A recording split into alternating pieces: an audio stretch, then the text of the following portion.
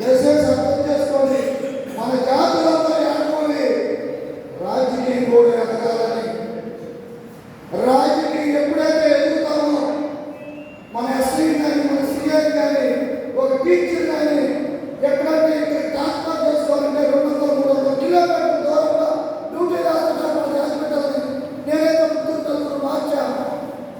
అన్నా నేను ఇంటికాడ బాగా పోయేదానికి నేను 4 గంటల నుంచి బయలుదేరుతున్నా, ఆడ పోయేదానికి 9 అవుతుంది, 90 లాగుతున్నానన్నా.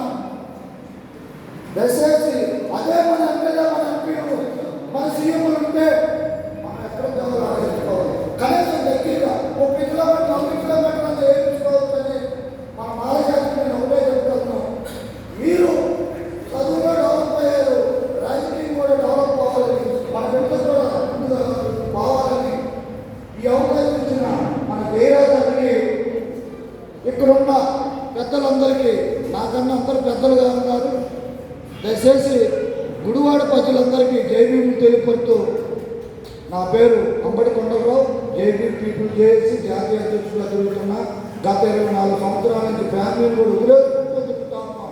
దయచేసి జైబీ జై మాల.